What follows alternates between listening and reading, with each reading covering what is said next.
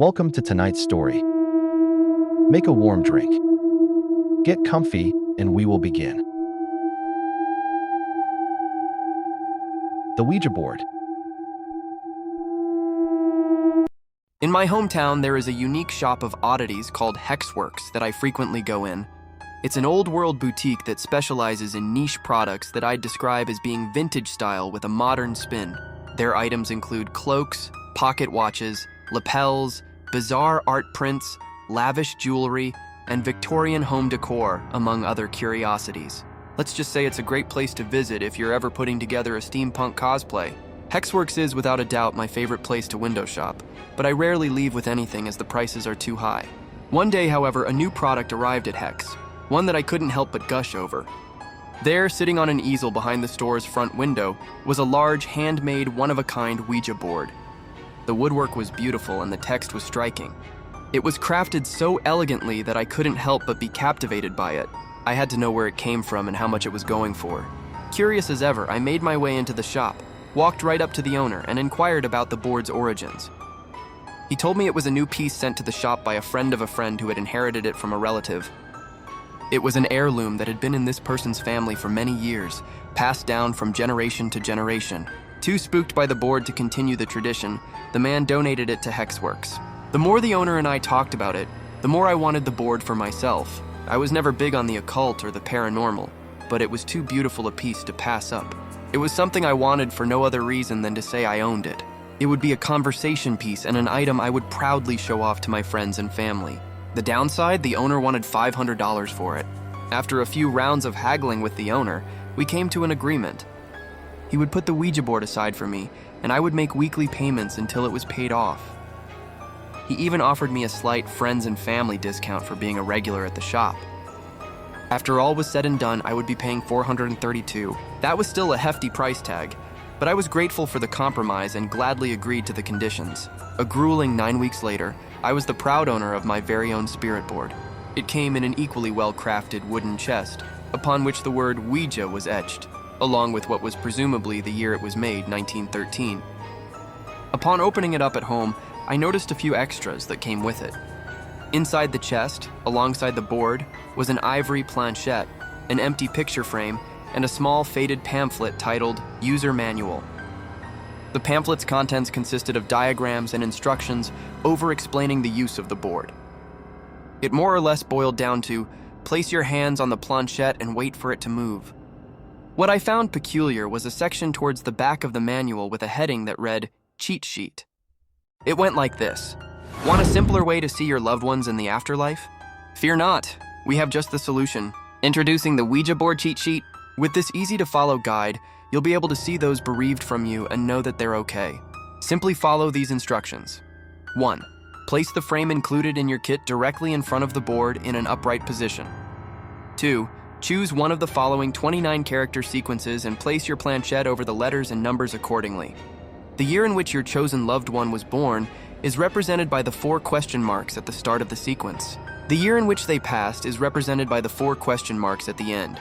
In Tokoai, NY4YSE7 PM, Elia 2OL 4E3, ZOL T Bawet Krita, HBTNE G6 ELAH Diung UK. 3.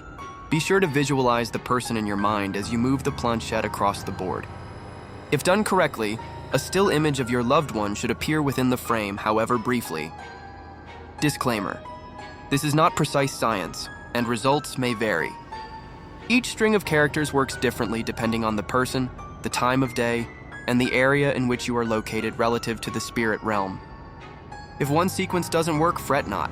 You can always try another, and please bear in mind, this is a one-way window. Your loved one will not be able to communicate with you when their image surfaces. Any attempt to speak with them will be met with silence. Enjoy. I chuckled at what was clearly an attempt at humor by the maker of the board. Distasteful, perhaps, but it was certainly comical. How ridiculous. Still, something about the Ouija board cheat sheet irked me. Shouldn't the manual have clarified this a little further? And who exactly was the joke meant for, anyway?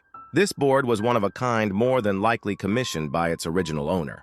Was such a beautifully crafted piece really meant to be nothing more than a gag gift? Having a gag myself, I set the thing up, frame and all. Whether it was out of boredom or a desire to prove to myself that the cheat sheet really was a load of malarkey, I decided to follow the instructions to a T. I grabbed a beer, chose a character sequence, and recalled the birth-death dates of my favorite family pet, Scratches. All dogs go to heaven, right? After placing the planchette over the corresponding characters, I looked up at the frame. I swear I saw a milky white fog manifest behind the glass.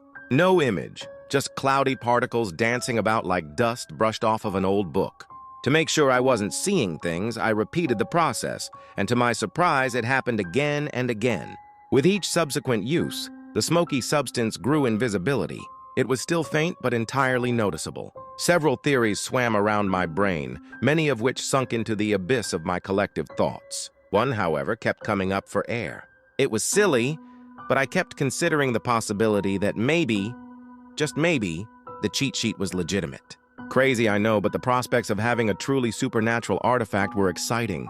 Even if there was a rational explanation for what I'd seen, I was at least going to have some fun playing around with the thing, and so I took off. I called up my parents and collected the dates of various relatives who had passed away. I told them I was doing that Ancestry.com thing to learn more about my heritage. Deceptive, yes, but they wouldn't have been so understanding if I told them I was dabbling in the dark arts. I reclaimed my seat in front of the board. I'd had a few more beers by this point, so my motor skills were not exactly in perfect working order. Because of this, I fucked up the first sequence. Using my great-aunt Linda's birth and death years, I entered the code correctly, save for the O. I accidentally placed the planchette over the O in the Ouija logo at the top of the board. What happened next was surprising. I noticed my mistake and expected the frame to remain dormant, but this was not the case. To my astonishment, a clear image came into focus behind the glass.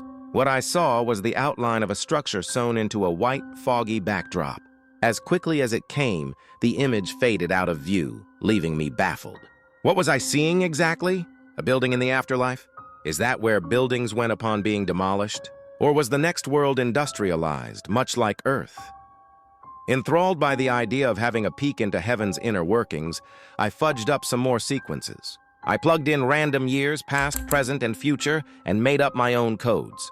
There was no rhyme or reason to my methods. I was basically punching in random combinations just to see what would happen. I was rewarded with little results. Only a couple of my codes worked, and the images that came about were too blurry to make out any discernible features. I was satisfied with my find, but I couldn't stop there. Using different variations of the same sequence, I pressed on. To my delight, I was greeted with more and more images of the afterlife, all of which bore great clarity, allowing me to see even the finest of details. Here are some of the things I saw. Skyscrapers, far taller than their earthly counterparts. Transparent bridges connecting various parts of the heavenly community. Bioluminescent trees and wildlife, mostly scattered about, but I did find one large forest. Glimmering pools of water around every corner. Strange weather patterns. Every now and again I'd see clouds, but they changed color from image to image. With every sequence, I found something new and unusual on the other side. I was an explorer of sorts, discovering vast sections of land in uncharted territory. This was now my hobby of choice. Unfortunately for me, it was one that wouldn't last. In an attempt to take things a bit further, I grabbed a camera, a pencil, and paper. I would record my findings and write down points of interest. I was more or less setting out to make a map of heaven. It would be a tough project, but one I would most certainly enjoy. Now, by this point, it was around 8 o'clock in the morning. I'd been at it for about 9 hours straight, and I was more than ready to take a break and catch some shut-eye.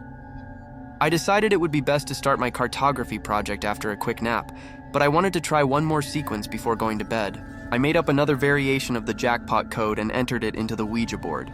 I then watched with bated breath as familiar white particles came together like puzzle pieces to form another heavenly landscape. The anticipation was torture. I felt like an addict, biding my time as I waited for the heroin to take effect. I may have been a little obsessed, but at least the way I got my kicks was harmless. Or so I thought. Just as I was about to receive my fix, something strange happened. The pieces of the image swirled around at high speed before revealing a blank, dark background. White letters then faded into view, creating a very clear message. Stop! Perplexed, I tried another sequence, then another and another. Each time I was greeted with the same word. I even tried older codes that I knew worked, but to no avail. For an entire hour, I tried and I tried, begging the board to work again to restore its supernatural properties. Eventually, I got one code to work, but not in the way that I'd hoped. Upon using the code, old images resurfaced, cycling backwards like slides on a projector. In every one of them, something was amiss. It was distant at first, but as the frame cycled through the images, it came closer to the foreground. It appeared to be some sort of shadowy figure, pitch black and faceless, like a black cloak suspended in the shape of a person. Within a few moments, things took a turn for the worst. The darkness stayed, but the scenery changed. From the afterlife to this life, I saw still frames of my family and friends here on Earth, the shadowy figure looming behind them. I helplessly watched as it crept up on them, inching closer and closer to contact. I was horrified. Before the figure could reach out and touch my loved ones, the slideshow ceased. For a moment, the frame was empty, void of the horrors that once danced behind its glass. I was granted a breather, but not for long. After another moment or two, one last image filled the frame. It was me sitting in front of the Ouija board, just as I was then. I might as well have been staring at a reflection. Standing directly behind me, however, was the cloaked figure. It reached down and touched the back of my neck. I felt its cold fingers slide across my skin. Breaking free of my initial shock, I jumped up and ran for the door. I left my house, tired and terrified. I didn't return until the following day. After everything that's happened, I can only guess that I pissed off some entity by poking around its home.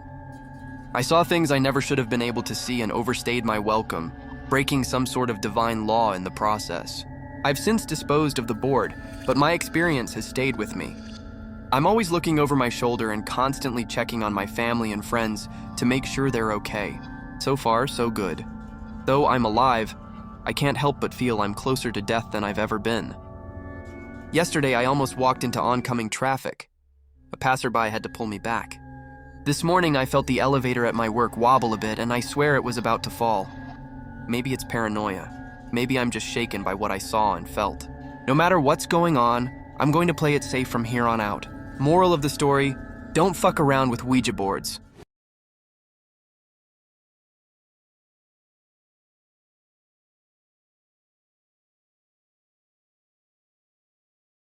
Thanks for watching. Good night, sleep tight.